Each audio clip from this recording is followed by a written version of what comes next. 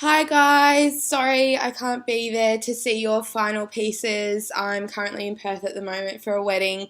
I'm sure everyone's done a great job, and I wish I could be there to see everyone's work, but hopefully you'll post some photos online and I'll be able to see them from there. My diagram is of an exploded camera lens. I did my elective in photography this semester and thought it would be a great opportunity to look further into camera technology and photograph technology. So, in order to be successful in completing this brief, it was imperative for me to investigate more into diagrams, how they were constructed, and also what information they provided, whether it be simple labeling, which is what I've done, or if they're more informative with the pieces. Another essential element was to learn and understand the shape building tool, pen tool, and Pathfinder tools in Illustrator. Without understanding how they worked and what they did, this diagram wouldn't have come together as nicely as it has. It was also important for me to understand and learn about overprinting and how that can be used to create your design. So from using two colours and using overprint to create three. Some of my reflections, as some of you may know from last week, I have certainly learnt to make sure that the images that I originally choose, or the photographs that I originally choose, are under a Creative Commons license. I thought I had researched that correctly, and it turns out that I hadn't. So if we are to put these online and up for sale later on down the track, it's going to be important for me to contact the original owner of the photograph to make sure that I get his permission to release what I've done. As you can see, the diagram that I've created from the initial photograph isn't a great representation of the actual image. However, it's still going to be important for me to contact him and get his approval. Another reflection of mine was, again, how to use the Pathfinder tool, pen tool, and shape building tool in Illustrator to create 3D vector images. Lee was really the one who helped me the most with this. There was one class and we just went through it really quickly. I did have a look online to see if I could get any help or learn anything, but to be honest, I do learn best when I'm able to communicate with people. So Lee was really helpful when it came to putting this together, and it ended up working really well.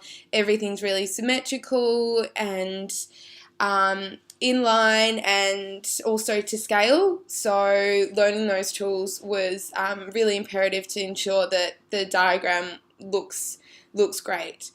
Another element was halftone dots and how to apply them effectively, not just to get that 1950s style, but also to give shading and depth to my images.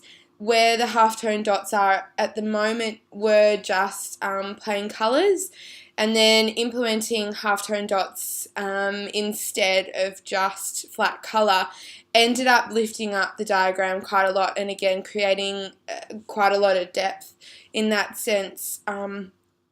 So that was a really interesting effect to play with, and one that I will certainly be using in the future. Again, overprinting, how to apply that effectively using two colours to create three was an eye-opener in the sense I think it's a great cost-effective way to design, especially if you're at the point where we are, where we're not doing this yet as a job, or maybe some of you are, but it also created an amazing sort of visual element on the page, and it was great to play with, just to see the versatility that you actually have, even if you do, or even if you are only using two colours. Risograph printing was how I decided to get my diagram printed. I haven't seen it yet. I think Lizzie's picked it up for me, so you guys are going to get to see it before I do. So hopefully it looks great. I was really excited to use this printing technique. I did have to do a little bit of research to understand how risograph printing works, what it looks like when it is printed. The diagram I found online by a guy called Jacob, who's a Melbourne-based graphic designer and uses risograph printing quite a lot. He designed this poster, which I turn to a lot just to be able to understand how the colours worked in different tints and opacities, and it also shows you the general colours that risograph printers tend to use. So for future applications, honestly, everything I've learned throughout this project will be things that I plan on using or carrying on in future projects, and as in my career in graphic designing, again, using the Pathfinder tool, shape building tool and pen tool in Illustrator, it's just invaluable to know how to properly use them, and you know, you're going to be able to create amazing things when you know how they work. Halftone dots in conjunction with risograph printing. Again, I haven't seen my print yet, but I'm really excited to apply those two techniques together. I think it's a great retro look, but it's just a cool look in general. I'm really excited to use that for future projects, but also in just for personal projects like posters.